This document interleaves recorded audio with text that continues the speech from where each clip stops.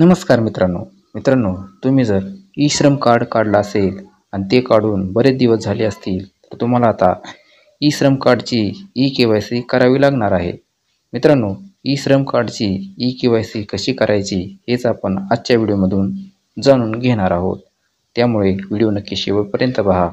चॅनलवरती पहिल्यांदाच आला असाल तर चॅनल सबस्क्राईब करा आणि बेल आयकॉन प्रेस करा. चला तर मित्रांनो, व्हिडिओ सुरू करूया.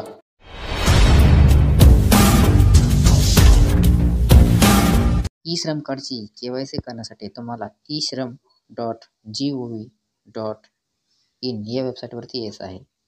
या वेबसाईटवरती आल्यानंतर तुम्हाला अशा प्रकारचा इंटरफेस दिसेल.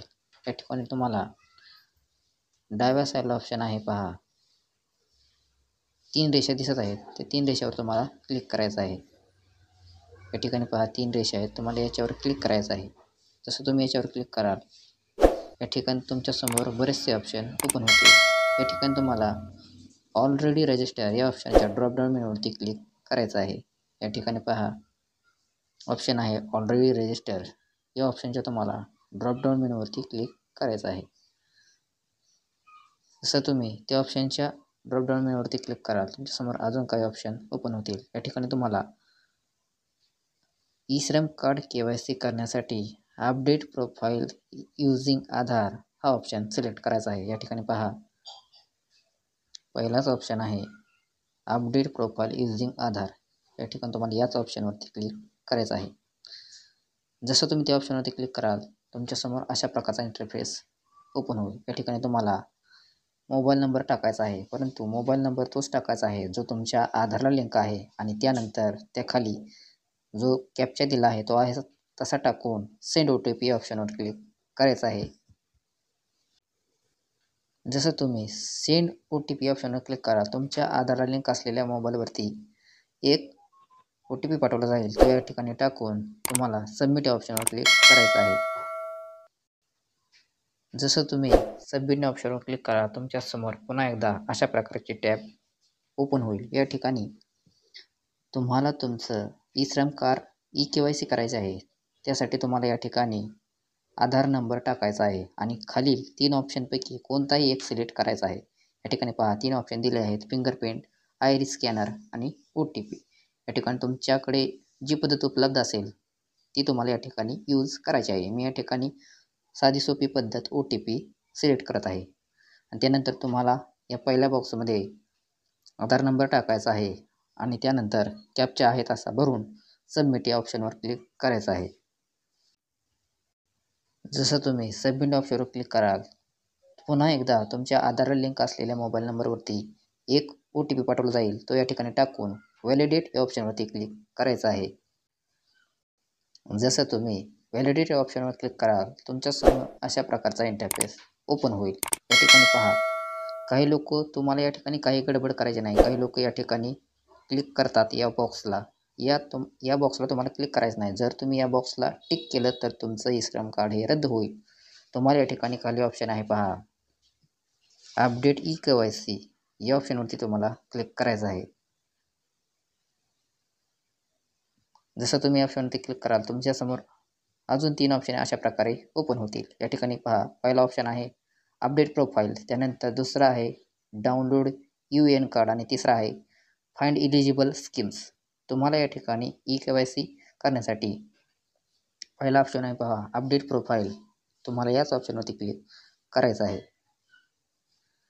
या ठिकाणी पहा जसं तुम्ही त्या ऑप्शनवर क्लिक कराल तुमच्यासमोर तुमच्या ई श्रम कार्डच्या इन्फॉर्मेशन टॅब्स ओपन होतील. या ठिकाणी पहा तुम्ही या ठिकाणाहून तुमच्या ई श्रम कार्डमधील सर्व माहिती अपडेट करू शकता. या ठिकाणी पहा पहिली टॅब आहे ती पर्सनल इन्फॉर्मेशन, त्यानंतर दुसरी आहे ॲड्रेस, त्यानंतर तिसरी एज्युकेशन अँड इन्कम, त्यानंतर ऑक्युपेशन्स अँड स्किल आणि त्यानंतर बँक अकाउंट डिटेल्स आणि खाली सर्वात खाली आहे प्रिव्ह्यू प्रोफाईल.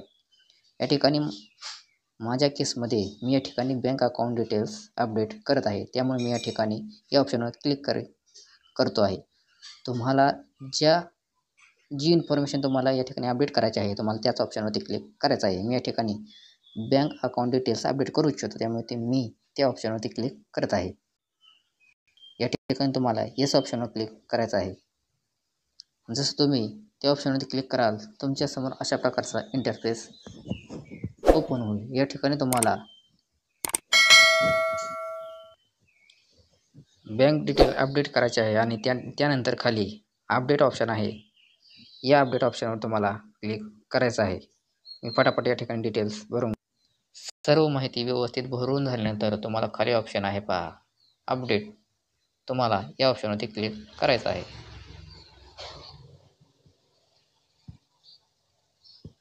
या ठिकाणी तुम्हाला विचारलं जात आहे की please continue to update the information, तुम्हाला कंटिन्यू ऑप्शनवर क्लिक करायचं आहे। जसं तुम्ही कंटिन्यू ऑप्शनवर क्लिक कराल तुमच्यासमोर पुन्हा इन्फॉर्मेशन टॅब्स ओपन होतील। या ठिकाणी तुमची जी माहिती आहे ती सक्सेसफुली अपडेट झालेली आहे। या ठिकाणी तुम्हाला जर प्रिव्ह्यू पाहायचा असेल तर तुम्हाला या ठिकाणी खाली ऑप्शन आहे पहा प्रिव्ह्यू प्रोफाईल, तुम्हाला या ऑप्शनवर क्लिक करून प्रिव्ह्यू जर पाहायचा असेल तर तुम्ही या ठिकाणी प्रिव्ह्यू पाहू शकता। त्यानंतर तुम्हाला या ठिकाणी बॅक ऑप्शन आहे पहा, तुम्हाला या बॅक ऑप्शनवर क्लिक करायचं आहे। त्यानंतर आता तुम्ही सेकंड नंबरचा ऑप्शन आहे पहा डाउनलोड इव्हेंट कार्ड, तुम्हाला या ऑप्शनवरती क्लिक करायचं आहे। जसं तुम्ही त्या ऑप्शनवर क्लिक कराल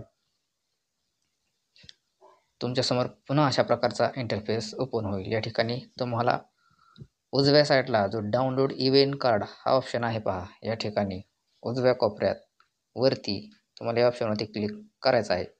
जसं तुम्ही त्या ऑप्शनवरती क्लिक कराल तुमचं ई श्रम कार्ड अपडेट होऊन तुमच्या गॅलरीमध्ये PDF स्वरूपात सेव्ह केलं जाईल।